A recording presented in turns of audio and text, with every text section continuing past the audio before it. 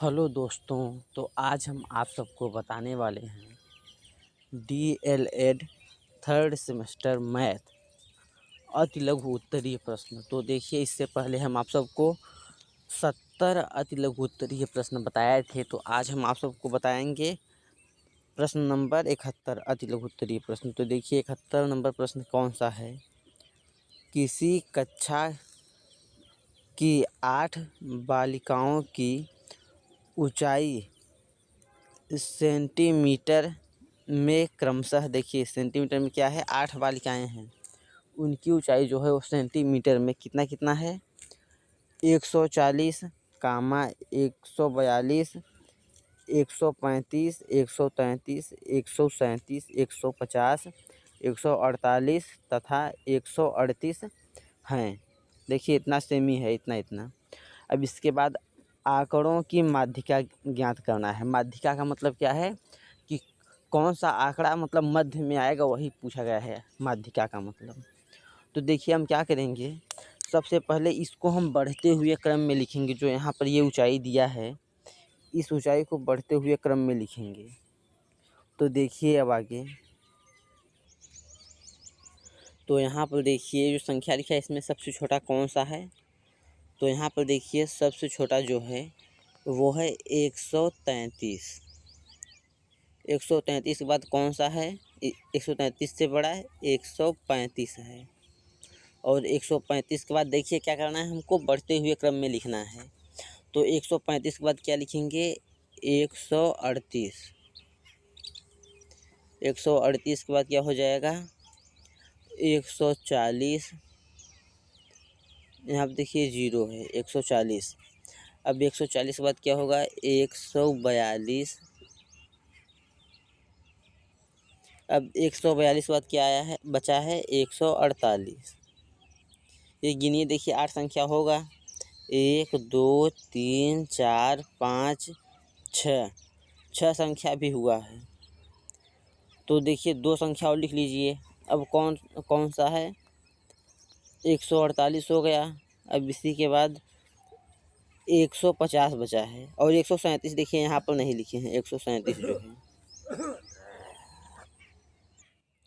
तो देखिए हमें यहीं पर 137 लिखना है, यहीं पर जो है।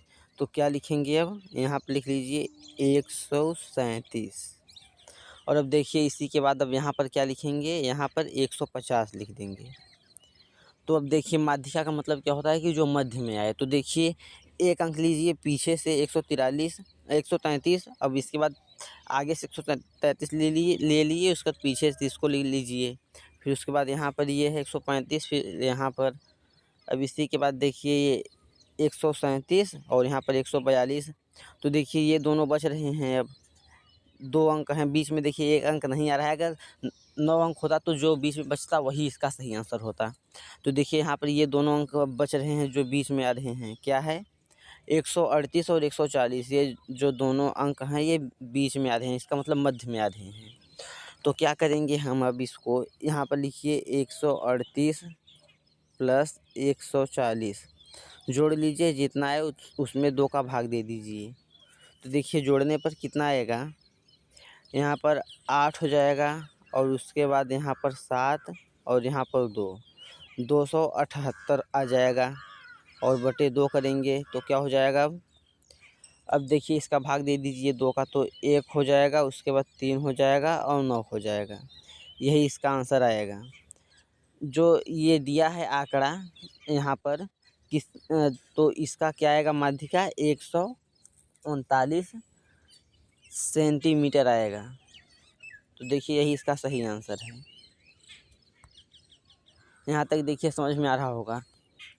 तो अब देखिए अगला प्रश्न। अब देखिए यहाँ पर प्रश्न नंबर 72, ये क्या है, वाहक चेक किसे कहते हैं। तो देखिए अब वाहक चेक किसे कहते हैं, यह चेक जिसमें किसी व्यक्ति का नाम होता है। देखिए यह चेक जिसमें किसी व्यक्ति का नाम होता है, वह स्वयं अथवा किसी वाहक के द्वारा लिखी धनराशि को बैंक में प्राप्त कर सकते हैं। चेक पर खातेदार का हस्ताक्षर आवश्यक है। यही देखिए वाहक चेक है। वाहक चेक क्या है? देखिए, यदि चेक जिसमें किसी व्यक्ति का नाम होता है वह स्वयं अथवा किसी वाहक के द्वारा लिखी धनराशि को बैंक में प्राप्त कर सकते हैं। चेक पर खातेदार का हस्ताक्षर आवश्यक है। यही देखिए वाहक चेक है। अब देखिए प्रश्न नंबर 73। तो देखिए ये प्रश्न क्या है? यदि समकोण त्रिभुज के समकोण बनाने वाली भुजा 4 सेमी, देखिए जो समकोण बना रही है भुजा वो है 4 सेमी का, तथा 6 सेमी है, 6 सेमी है, 4 सेमी तथा 6 सेमी। देखिए जो समकोण बना रहा है वो 4 सेमी तथा 6 सेमी है। त्रिभुज का क्षेत्रफल ज्ञात करना है। तो देखिए इसको कैसे करेंगे? तो देखिए त्रिभुज का क्षेत्रफल बराबर सूत्र क्या होता है? यहाँ पर लिख लीजिए, त्रिभुज का क्षेत्रफल बराबर 1/2 और उसके बाद क्या हो जाएगा? आधार गुणे ऊंचाई। यही देखिए इसका सूत्र है। त्रिभुज का क्षेत्रफल बराबर सूत्र होता है 1/2 आधार गुणे ऊंचाई। तो देखिए यहाँ पर लिखिए, अब 1/2 गुणे, देखिए आधार क्या है? आधार हो जाएगा 4 सेमी, तो यहाँ पर लिखिए 4, और ऊंचाई कितना हो जाएगा? यहाँ पर 6 सेमी जो दिया है, तो यहाँ पर 6। अब देखिए इस 2 से इस 4 को काटिए तो कितना आ जाएगा? 2 आ जाएगा। अब इस 2 का गुणा 6 में कर देंगे तो कितना आ जाएगा? 2 का गुणा 6 में करने पर 12 हो जाएगा। 12 सेमी स्क्वायर, सेमी स्क्वायर या फिर वर्ग सेमी लिखिए, दोनों एक ही बात है। तो देखिए इसका आंसर क्या आएगा? 12 सेमी स्क्वायर या वर्ग सेमी। देखिए क्या दिया है? यदि समकोण त्रिभुज के समकोण बनाने वाली भुजा जो है वो 4 सेमी तथा 6 सेमी है। त्रिभुज का क्षेत्रफल ज्ञात करना है। तो देखिए आधार जो दिया है वो 4 सेमी दिया है, उसके बाद जो 6 सेमी दिया है ये ऊंचाई है। तो त्रिभुज का क्षेत्रफल निकाल लीजिए, 1/2 गुणे आधार गुणे ऊंचाई, तो आ जाएगा यही 12 सेमी स्क्वायर इसका आंसर आएगा। अब देखिए अगला प्रश्न, यहाँ पर देखिए प्रश्न नंबर 74 क्या है, इसको पढ़िए। यदि 9, x, 12 व 16 समानुपात में हो तो x का मान ज्ञात कीजिए। देखिए क्या दिया है? 9, x, 12 व 16 जो है ये समानुपात में है। इसका मतलब इसका जो अनुपात है वो समान है। तो देखिए इसको कैसे करेंगे? अब यहाँ पर लिखिए 9:x समानुपाते 12 और उसके बाद अनुपाते 16 लिख लेंगे। अब देखिए क्या है, पहले का गुणा क्या कराते हैं? लास्ट में, उसके बाद दूसरे वाले का गुणा तीसरे में कराते हैं। तो अब देखिए क्या लिखेंगे यहाँ पर? 9 गुणे 12 बराबर, यहाँ पर लिखेंगे 12 गुणे x। यही देखिए लिखेंगे। अगर अब हम यहाँ पर लिख दें x बराबर, तो क्या हो जाएगा? 9 गुणे 12, 9 गुणे 16 रहेगा, 16। क्योंकि देखिए क्या है, पहले वाले का गुणा किस में हुआ है? लास्ट में हुआ है। तो यहाँ पर देखिए 16 होना चाहिए। यहाँ पर जो 12 लिखे थे ये 16 रहेगा। और अब इसके बाद यहाँ पर बटे 12 हो जाएगा। ये जो 12 दिया है ये, तो यहाँ पर देखिए जो x के गुणे में है इसलिए क्या हो जाएगा? यहाँ पर ये नीचे आ जाएगा। तो यही हो जाएगा 9 गुणे 16/12। अब देखिए इसी को काट दीजिए, आ जाएगा आंसर। तो देखिए इसको 4 से काटेंगे तो कितना आ जाएगा? 4 3 12 हो जाएगा। और ये जो ऊपर दिया है 16, इसको 4 से काटेंगे तो 4 चौक 16, 4 बार में कट जाएगा। अब देखिए ये 3 जो है इस 9 से काट दीजिए तो कितना हो जाएगा? 3 त्रिका 9, 3 आएगा। यहाँ पर देखिए अब x बराबर क्या क्या बचा है? x बराबर 3 गुणे 4, देखिए यही बचा है। तो बताइए जब हम 3 का गुणा 4 में कर देंगे तो कितना आएगा आंसर।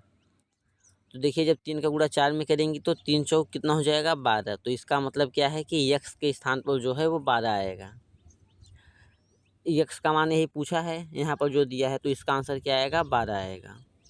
तो देखिए ऐसे ही आप सबको करना है। तो अब देखिए अगला प्रश्न।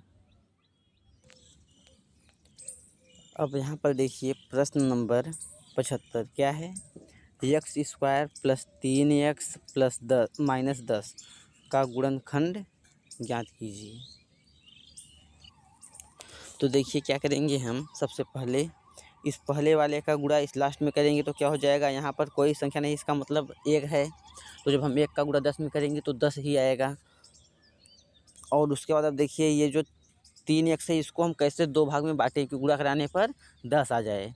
तो देखिए हम इसको कैसे लिख सकते हैं, 5 और 2 लिख देंगे तो 10 आ जाएगा। इसका मतलब क्या हो जाएगा 5x माइनस 2x। तो देखिए 5 में से जब 2 घटाएंगे तो कितना आ जाएगा, घटाएंगे तो 3x आएगा, क्योंकि प्लस और माइनस है इसलिए।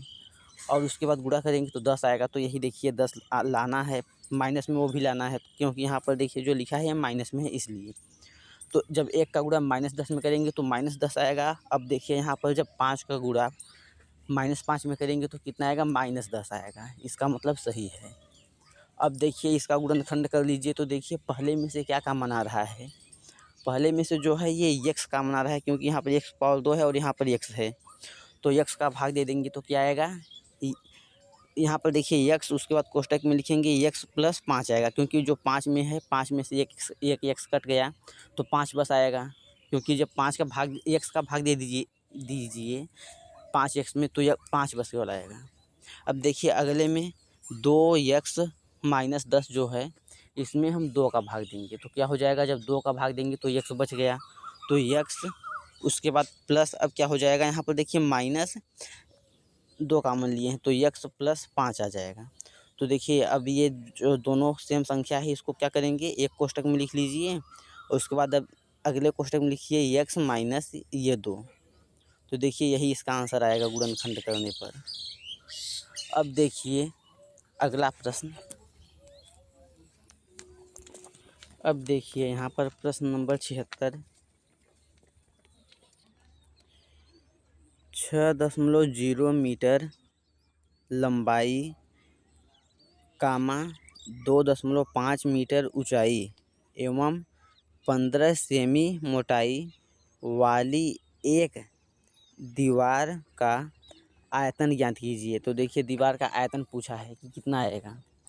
तो देखिए क्या है, दीवार का आयतन बराबर सूत्र क्या होता है, आयतन बराबर देखिए सूत्र होता है लंबाई गुणे ऊंचाई और गुणे मोटाई। यही देखिए इसका सूत्र होता है। कोई भी दीवार है अगर उसका पूछ लिया आयतन क्या होगा तो होगा लंबाई गुणे ऊंचाई गुणे मोटाई, कर देंगे आ जाएगा आंसर। तो देखिए अब आगे, तो अब यहाँ पर लिखिए क्या है, 6 मीटर है, उसके बाद गुणे क्या है 2.5 मीटर है, ये 5 है। अब इसके बाद गुणे अब कितना है, ये है 15 सेमी है। तो देखिए 15 सेमी को हम कितना मीटर लिख सकते हैं, 15 सेमी जो है इसको लिख सकते हैं 0.15 मीटर लिख सकते हैं। तो अब देखिए गुणा करा लीजिए आ जाएगा आंसर। तो देखिए जब हम इस 2.5 का गुणा इसमें कराएंगे 6 में तो कितना हो जाएगा, तो देखिए 25 छक्का 150 होगा। तो यहाँ पर देखिए एक अंक के बाद दशमलव है तो गुणा कराने पर कितना आ जाएगा, 15 आ जाएगा। क्योंकि 150 होगा तो एक अंक में दशमलव है तो यहाँ दशमलव जब लगाएंगे तो 15 आ जाएगा। तो देखिए अब इस 15 का गुणा इस 15 में करेंगे तो कितना हो जाएगा, 15 पीछे 75, 75 के 5 हो जाएगा। उसके बाद 15 के यहाँ 15, 15 और 7 कितना हो जाएगा, 15 और 7 जब जोड़ेंगे तो हो जाएगा 22। तो देखिए 2 अंक के बाद दशमलव है तो क्या करेंगे, यहाँ पर 2 अंक के बाद लगा देंगे। तो देखिए यही इसका आंसर आएगा 2.25 मीटर क्यूब, इसका मतलब घन मीटर या फिर मीटर क्यूब, जो भी लिखेंगे वो सही है। तो देखिए ऐसे ही करेंगे, अगर सेमी में है तो उसको हम मीटर में बदलेंगे, उसके बाद सॉल्व करेंगे आ जाएगा। तो देखिए जो है 1 मीटर में 100 सेमी होता है। तो देखिए ऐसे ही किए हैं, तो जो 15 सेमी है, इसको जब हम मीटर में बदलेंगे तो क्या हो जाएगा, 15/100 हो जाएगा। अब देखिए अगला प्रश्न।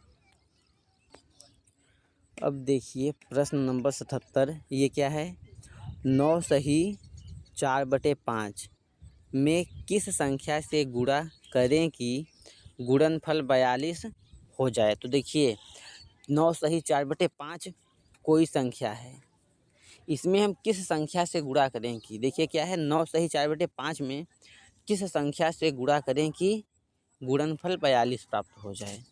तो देखिए इसको ऐसे कैसे सॉल्व करेंगे। अब यहाँ पर लिखिए 9 सही 4/5, देखिए इसमें क्या कह रहा है कि किस संख्या से गुणा करें। तो हम देखिए मान ले रहे हैं कि x संख्या से गुणा कर रहे हैं, तो कितना आ जा रहा है, 42 आना चाहिए। तो देखिए अब इसको, इसका गुणा इसमें करिए, ये मिश्र भिन्न में है तो इसको पहले हम भिन्न में बदलेंगे, और ये जो ऊपर दिया है इसको जोड़ लीजिए, तो कितना हो जाएगा, 9 से 45, 45 में 4 जब 4 जोड़ेंगे तो क्या हो जाएगा, 45 और 4 49, 49/5 और गुणे यहाँ पर x हो जाएगा, बराबर कितना हो जाएगा, 42। तो देखिए अभी हम इसको ऐसे लिख सकते हैं, यहाँ पर 49 गुणे x बराबर, इस 5 का गुणा 42 में कर सकते हैं, तो इसका मतलब 42 गुणे 5। तो देखिए अब हम इसको ऐसे भी लिख सकते हैं, यहाँ पर x बराबर 42 गुणे 5 बटे 49, क्योंकि देखिए ये जो है 49 है, ये क्या है, x के गुणे में है, इसलिए क्या हो जाएगा, यहाँ पर बटे में आ जाएगा नीचे। तो अब देखिए ये जो 42 है, इसको 7 से काट दीजिए तो क्या हो जाएगा, 7 छंग 42, 6 आ गया। अब इसको काटेंगे तो कितना आ जाएगा, यहाँ पर 7 आ जाएगा। तो अब देखिए गुणा करा लीजिए, 6 का गुणा 5 में करेंगे तो कितना हो जाएगा, 6 पंचे 30, तो कितना कितना आ गया, 30/7। तो देखिए 30/7 को हम क्या लिख सकते हैं, अब 7 चौक 28, 4 सही 2/7 भी लिख सकते हैं। तो देखिए इसका आंसर यही आएगा, 4 सही 2/7।